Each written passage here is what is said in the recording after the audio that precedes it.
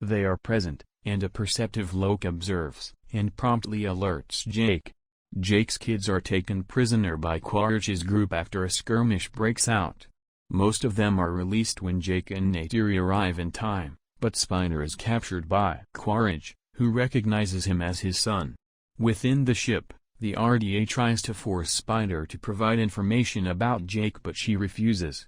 Quaritch shifts tactics and addresses Spider as his son while also providing more information about the Na'vi in exchange for Spider's freedom on his side. Spider educates Quaritch about Na'vi culture despite his reluctance and ignorance of his true purpose. Quaritch also had success training an Icon flying monster to use as his vehicle.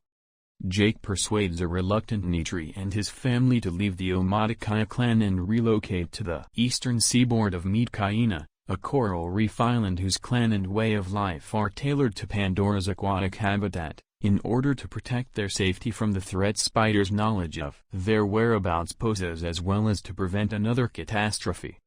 Jake abdicates as chieftain to his successor and departs for Neytiri with his family.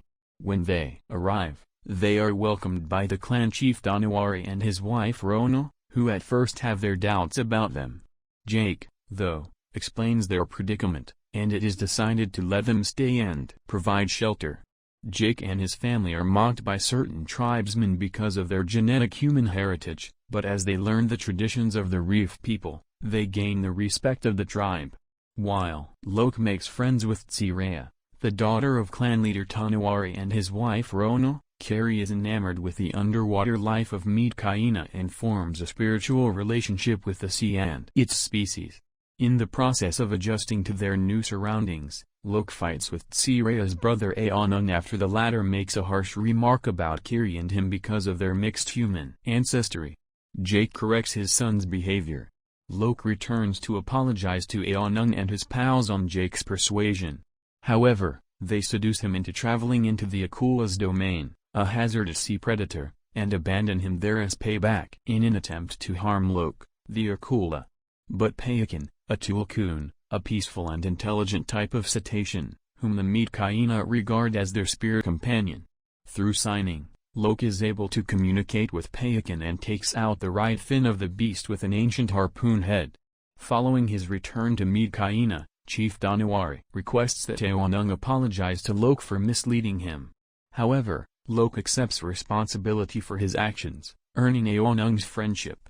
Additionally, he is informed that Payakan is an outcast. Assistance, Quaritch is able to find them in the reef people's home archipelago. He hijacks a whaling ship that is hunting tulkuns in order to collect their brain enzymes for use in developing anti-aging treatments, bringing Spider along with him. Quaritch tells the whaling crew to wantonly kill the tulkuns in order to bring Jake out before he begins mercilessly interrogating the local tribes about Jake's whereabouts. When Lok mentally connects with Payakan, he discovers that the tulkun was expelled because he disobeyed his species rules and attacked the whalers responsible for his mother's death. When the Neytiri hear about the tulkun killings, Lok and his siblings Tsireya and Aonung leave to warn Payakan. They discover Lok, Kiri, and Tuk being held captive by Quaritch, and Payakan being pursued by the whalers. Jake, Neytiri, and the Neytiri headed out to confront the humans since their children were in danger. Jake is forced to submit by Quaritch, but when he realizes that his soul brother is in danger, Payakan fights the whalers, starting a conflict that leaves the majority of the crew dead and seriously damages the ship, leading it to sink. Lok and Spider are saved by Neteyam, who is then fatally shot. Jake is up against Quaritch, who is holding Kiri prisoner. Quaritch initially rejects his kid when Neytiri does the same to Spider, but changes his mind after Neytiri cuts Spider on the chest. As the ship sinks, Jake, Quaritch, Neytiri, and Tuk get trapped inside. As Lok and Payakan rescue Jake after he chokes Quaritch to unconsciousness, Kiri conjures water monsters to assist her in rescuing Neytiri and Tuk. Spider locates Quaritch and saves him, but after seeing how cruel Quaritch was to the Na'vi and how he prioritized killing Jake's family over being his father and being a good man, he decides to leave Quaritch and return to Jake's family.